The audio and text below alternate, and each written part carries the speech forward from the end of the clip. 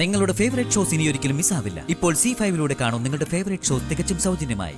എന്റെ ഭർത്താവിന്റെ സഹോദരിയാ ഈ വന്ദന. ചേച്ചി അങ്ങനെ ഒരു മോഷണം നടത്തുന്ന ആളല്ല. വെറുതെ കള്ളക്കേസുകൾ കെട്ടിവെക്കാൻ നോക്കരുത്.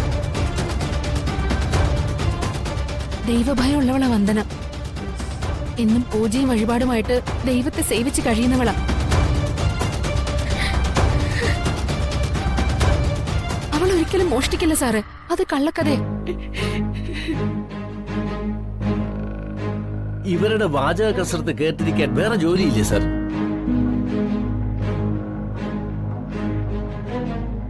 FIR എഴുതി റിമാൻഡ് ചെയ്യാനുള്ള നടപടി എടുക്കണം. സെക്ഷൻ ഞാൻ പറഞ്ഞുതരാം. വക്കീൽ സാറേ, ഞാൻ മന്ദനേച്ചിയുടെ സഹോദരനാ മനോജ്. വക്കീൽ ഓഫീസിലെ മാറാല അടിച്ചതിന്റെ തുമ്മലും ചീറ്റിലും ചേച്ചിക്ക് ഇതുവരെ മാറിയിട്ടില്ല. അതിനു മുമ്പ് എന്തിനാ സാറേ അവരെ ഇങ്ങനെ ദ്രോഹിക്കുന്നത്?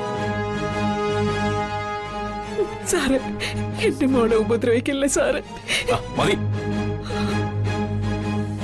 ഇതുവരെ ഇവളുടെ അറസ്റ്റ് രേഖപ്പെടുത്തിയിട്ടില്ല.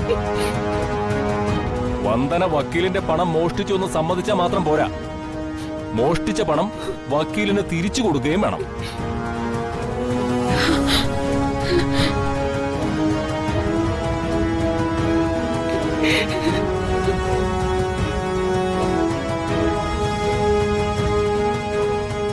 അമ്മയും നാത്തുമാരും സഹോദരനോടങ്ങുന്ന ഒരു പട തന്നെ വന്നിട്ടുണ്ടല്ലോ.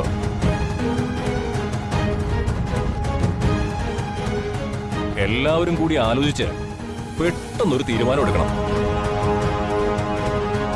ഇല്ലെങ്കിൽ കാര്യങ്ങൾ നിങ്ങൾ ഉദ്ദേശിച്ചതുപോലെ തീരാൻ പോകുന്നില്ല.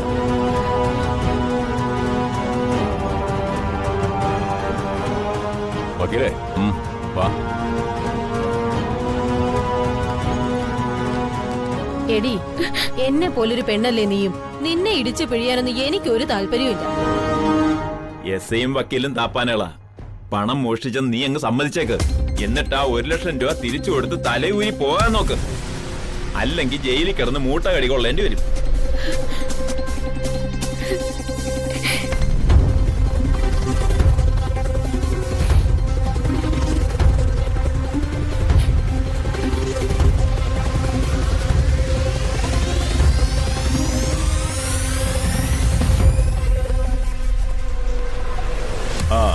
എന്ത് തീരുമാനിച്ചു? കുറ്റം സമ്മതിച്ച് വക്കീലിന്റെ പണം തിരിച്ചു കൊടുക്കാൻ തയ്യാറാണോ? ഇല്ലെങ്കിൽ ജാമ്യമില്ലാ വകുപ്പ് തന്നെ രജിസ്റ്റർ ചെയ്യേണ്ടി വരും. കോടതിയിൽ FIR ഇട്ട് നേരെ അങ്ങ് കൊണ്ടുപോകും. വർഷങ്ങളോളം കള്ളിയുടെ ലേബലിൽ അകത്ത് കിടക്കേണ്ടതായും വരും.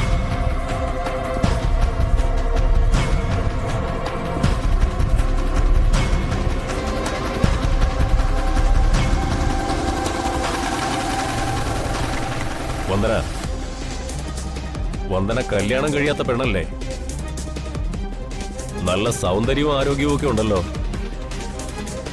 ഈ ശരീരം ആർക്കും ഉപകാരപ്പെടാതെ ഇങ്ങനെ ഹോമിക്കണോ?